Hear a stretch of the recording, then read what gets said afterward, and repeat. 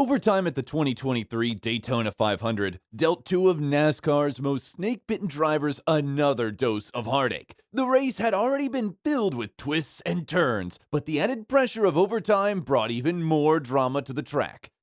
As the drivers battled it out in a nail-biting finish, Ricky Stenhouse Jr. emerged victorious, taking the checkered flag after a couple of overtimes.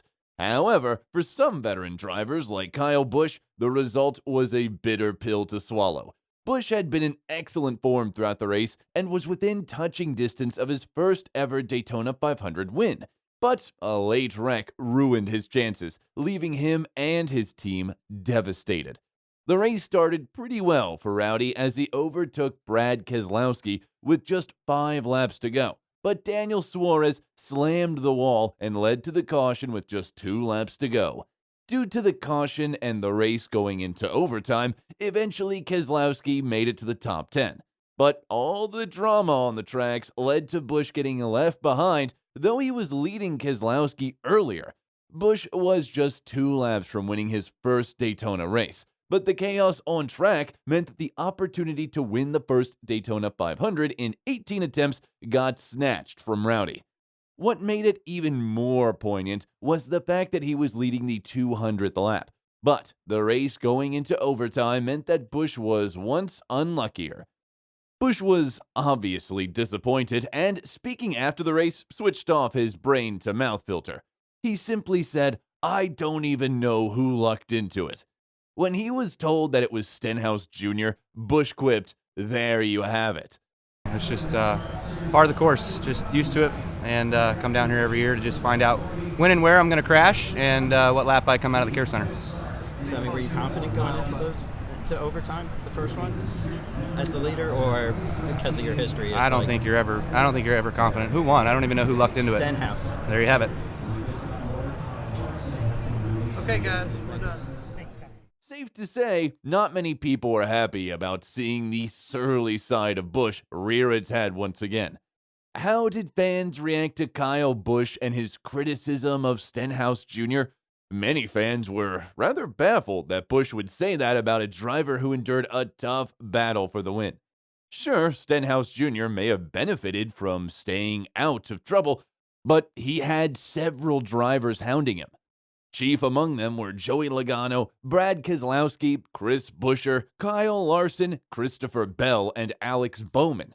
All of those drivers are top contenders, and the Roush-Fenway-Keselowski racing duo was very strong. Other fans simply got angry at Busch for not being gracious in defeat. Some people even called the number 8 driver a sour-faced sore loser. Admittedly, some fans did expect to see this side of Kyle Busch and were waiting to see it show up. Few fans openly admitted that Kyle Busch was a douche.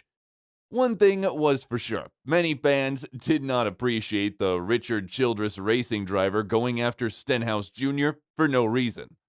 Finally, others joked that Stenhouse Jr. should do what many other drivers before him have done: turn Kyle Busch's words upon him by getting them printed on a t-shirt. After all, Denny Hamlin, Alex Bowman, and Busch himself have adopted this tactic often. As a racing fan, it's hard not to get caught up in the excitement of the Daytona 500. This iconic race has a rich history of heart-pumping action, intense rivalries, and unforgettable moments.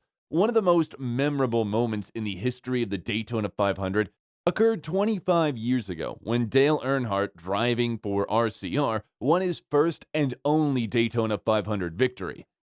Back then, the race was a grueling 500-mile marathon with no overtime rule. The drivers had to push themselves and their cars to the limit, knowing that one mistake could end their chances of victory. But on that fateful day in 1998, Earnhardt crossed the finish line under the caution and checkered flags, finally achieving the victory he had been chasing for years.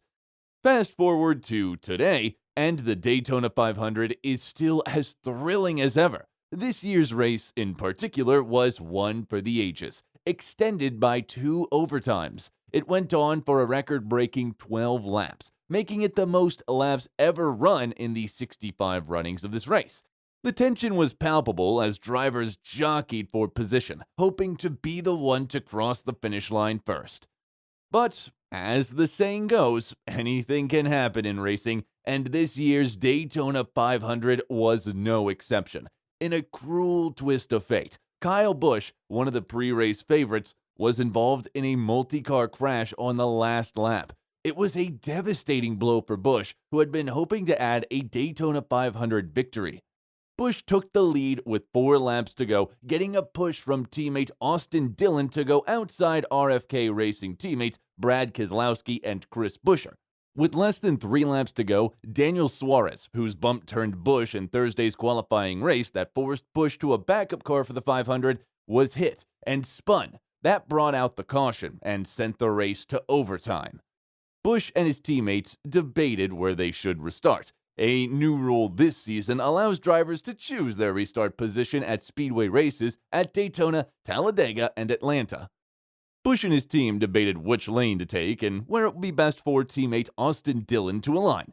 Busch decided it was best to take the high line and Dillon take the best so Busch could drop down in front of his teammate. In a post-race interview with Front Stretch's Jared Haas, Austin Dillon said that he really wanted to help Rowdy to get to the victory lane, but it was not possible due to all the action.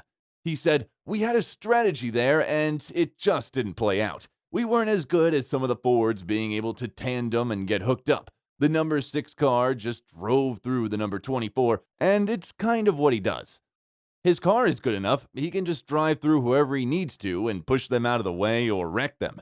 That's the desperation they're in right now. So yeah, I hate it because I was really wanting to get Kyle Busch to the victory lane here at the Daytona 500. However, as fate would have it, both Busch and Johnson suffered setbacks in the form of car wrecks. For Busch, it was yet another disappointment in a race that he had been hoping to win for years. As for Johnson, his comeback race was marred by an unfortunate accident that saw him caught up in a car wreck. Despite the thrilling action that the Daytona 500 is known for, some fans were left feeling disappointed by the race. Many felt that there were too many commercials and not enough actual racing, leading them to question whether it was worth spending their time watching the event. Some even took to social media to express their frustration, with many suggesting that they would be better off doing something more productive with their time. However, for true racing fans, the Daytona 500 is more than just a race. It's a chance to witness some of the most talented drivers in the world competing at the highest level.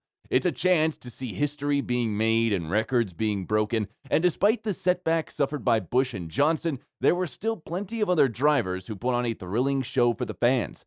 As the Cup season continues, it remains to be seen whether there will be a reversal of fortunes for some of the drivers who have had a rough start, but one thing is for sure, there will be plenty of action and excitement to come.